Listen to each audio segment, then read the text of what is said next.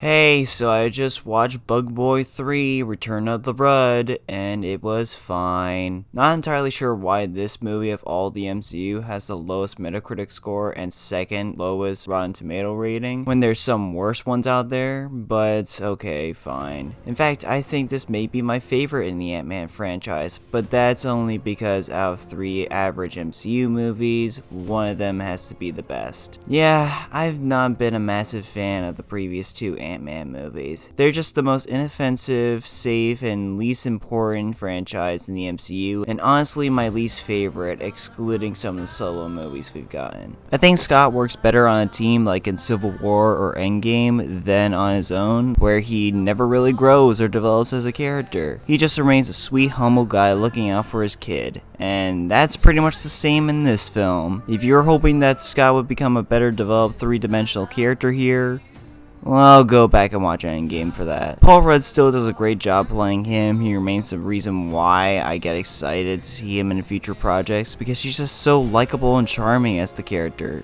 Otherwise, he's still an overprotective father who shrinks a lot, and that's about it. And unfortunately, of all the heroes here, he's easily the best one. Hope went from a fairly cool character who gets shit done to a background piece in her own movie. Like, I wouldn't be surprised if people started calling this film Ant-Man Quantumania after a while because of how unimportant and forgettable his co-star is. She has one crucial thing to do by the end, but by that time, do you even bother? Hank and Janet have their moments to shine, but they're just the side pieces to the side piece of this film, even though one of them has the opportunity to actually grow as a character because of her backstory. But her character is only really a plot device to introduce the main villain, who we'll get to in a little bit. Then there's Cassie, a character who went from a cute child character that motivated Scott to this bratty, annoying twerp who gets herself into trouble all the time. She even blames her dad for the years she lost when, newsflash, all these idiots were dusted away for 5 years by the giant purple asswipe, which led to Scott being trapped in the quantum realm. You blaming your father for lost time and getting yourself in jail isn't the problem. It was your incompetence. And unfortunately, yeah, Catherine Newton isn't very good in the role. She just plays her lines so stiff and awkwardly. I don't know why they recasted the original actress from Endgame with her, but here we are. I don't blame her for this was a job she took on, it's just another slip up by Payne Reed. Once again, with these Ant-Man movies, the direction remains lifeless and dull, and the visuals remain messy as hell. Further proof on why Edgar Wright should have had full control of this whole series, and that Marvel needs to give their VFX team more time to perfect the visuals. There's a few segments where the effects and direction shine, like when Scott encounters a million of himself, but that's few and far between.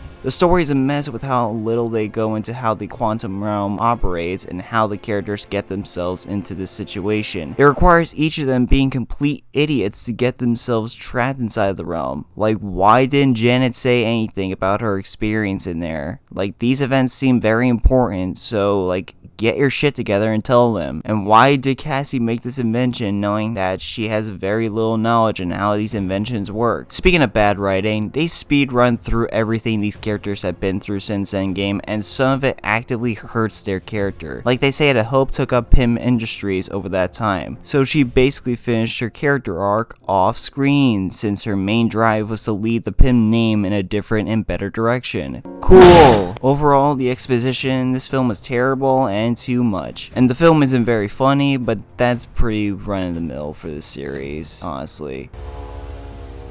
What's up? Fuck you! And the less I talk about MODOK, the better. Now you may be wondering, well Patrick, how is this film your favorite if you have so many things you don't like from it? Also, stop overanalyzing things, it's a Marvel movie. And to that I say, you're right, and you're right. Yes, this is my favorite because the things I like from this film, I like more than the previous films. For starters, Kang is a pretty interesting villain, easily the best in the trilogy. His moves are super compelling to hear, even if on the surface they sound superficial. He's an active threat for the majority of the film, and Jonathan Majors plays him very well. I hate what they do with him by the end, but I won't spoil it. As stated before, there's a few times where the visuals and direction work, like when they enter the realm.